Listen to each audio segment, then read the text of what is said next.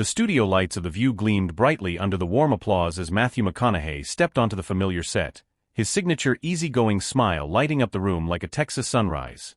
Dressed in a crisp white button-down shirt that hugged his broad shoulders just right, paired with slim-fit jeans and polished boots that echoed his roots, he waved to the cheering audience, the energy palpable as if the crowd had been holding their breath for this moment. Whoopi Goldberg, ever the poised anchor, rose to greet him with a wide grin, her voice booming through the speakers. All right. Ladies and gentlemen, welcome back the one, the only Matthew McConaughey. The co-hosts, Joy Behar with her sharp wit and fiery red blouse, Sunny Hostin in elegant emerald green, Sarah Haynes radiating warmth in soft blue, and Alyssa Farah Griffin looking polished in a tailored navy suit, clapped enthusiastically, their eyes sparkling with anticipation. Matthew settled into the guest chair, his posture relaxed yet commanding, crossing one leg over the other as the applause died down, and Whoopi dove right in. Matthew, it's been too long. You're here to talk about your new children's book, just because, but first, we have to revisit a classic moment from your last visit.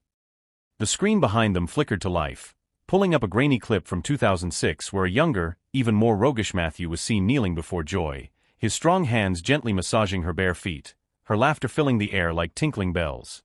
The audience erupted in nostalgic giggles, and Joy feigned embarrassment, fanning herself dramatically. Oh God, look at that. I was so young and foolish. Matthew chuckled deeply, his voice a smooth drawl that wrapped around the room. Joy, darlin', you still got those magic feet? I reckon they're even more deserving of a rub now. Sunny Hostin's voice cut through the lingering warmth of the book discussion with a note of admiration that resonated across the set, her words carrying the weight of shared conviction as she turned to Matthew, eyes alight with respect. Matthew, we've all been so inspired by your voice in the fight against gun violence, especially after Uvalde. It hit home for you in ways most of us can't fathom. You've been outspoken, turning heartbreak into action, and it's powerful. The mention hung in the air, a somber chord amid the earlier levity, drawing nods from the panel and a hush from the audience, memories of that tragic day in 2022 flooding back like an unwelcome tide. Matthew's expression softened, a flicker of pain crossing his features before he composed himself, his Texas drawl steady but laced with gravel. Sunny, thank you. Uvalde, that is my backyard, my people is town. Those kids, those teachers, their stories aren't statistics, their lives cut short mid-laugh. I went there, held the parents, saw the crayon drawings stained with tears. It lit a fire, yeah, but not to rage blindly, to build, to protect. Alyssa Farah Griffin, her conservative edge tempered by empathy, added thoughtfully, you've balanced that so well, advocating for responsibility without alienating. It's rare in these divided times. The praise flowed, a gentle current pulling the conversation toward his future ambitions, and Sunny seized it gracefully. Speaking of impact, back in 2021, you flirted with running for governor of Texas, such a bold move. You stepped back for family, but is political office still on the horizon? Could we see Governor McConaughey someday? Matthew leaned back, his fingers steepled, a contemplative smile playing on his lips as he weighed the question like a well-worn script. Well, Sunny, as far as office goes, I'll always measure where I can be most useful. Right now, that's dad duty, coaching soccer, reading bedtime stories, being present. The reprieve from tension proved fleeting, the set's vibrant energy now humming with an undercurrent of electricity, like the calm before a lone star storm, as the conversation circled back inexorably to the heart of Matthew's convictions. Alyssa Farah Griffin, ever the bridge builder, probed gently, Matthew, your activism, it's not just talk. After Uvalde, you flew to D.C., testified before Congress, shared those haunting portraits the kids drew of their futures. How do you keep pushing when the system's so stuck? His response was raw, unfiltered, the actor's poise giving way to the father's fire, eyes locking onto hers with a ferocity born of sleepless nights. Alyssa, you don't push, you pull. Pull the stories out, let him breathe. Those crayon dreams of astronauts and ballerinas, now ashes. I told Congress, these weren't polls, they were children. And yeah, the gridlock's maddening, but quitting? That's the real red light. The audience leaned in, captivated by his eloquence, a man whose Oscar-winning charm masked a steely resolve forged in tragedy's crucible.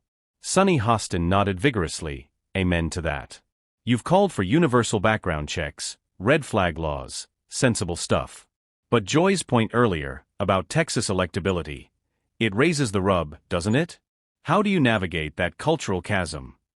Joy, undeterred by the earlier deflection, interjected with a wry smile, her voice dripping with that signature Behar bite. Exactly.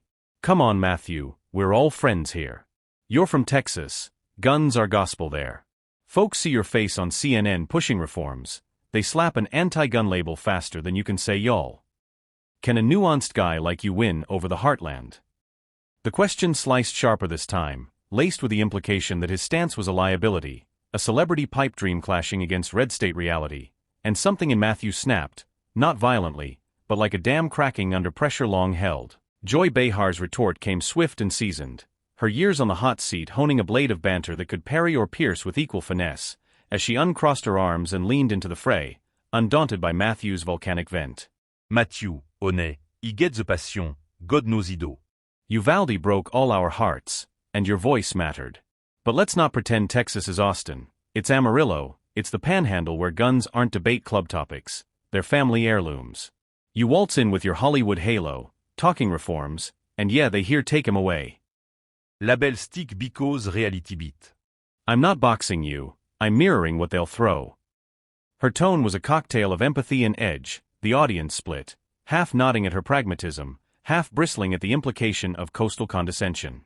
Matthew's jaw tightened, the rage not quelled but kindled, his hands gesturing broadly now, painting pictures in the air as if directing an invisible scene of chaos.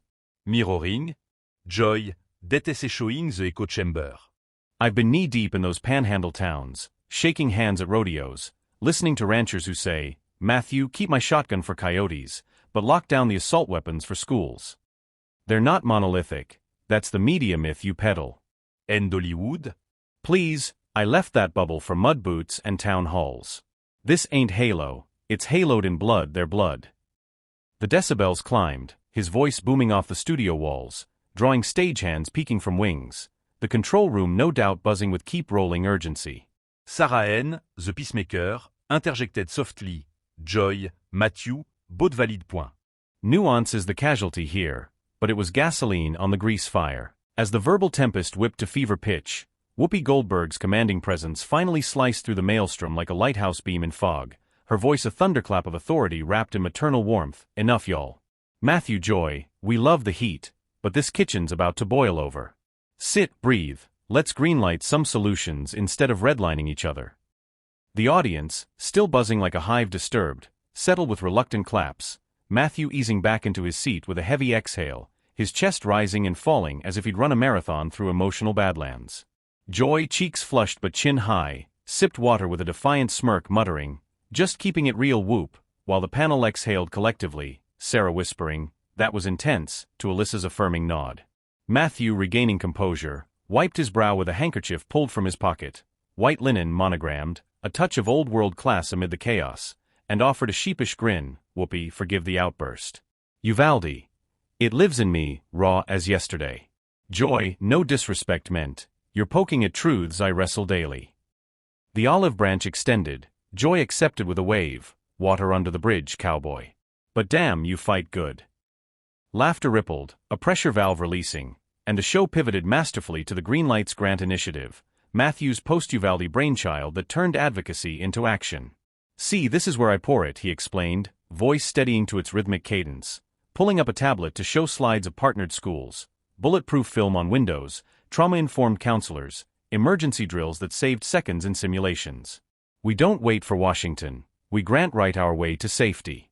Over 50 districts funded last year, millions unlocked. It's incremental, unglamorous, but it works. Kids back to learning, not locking down.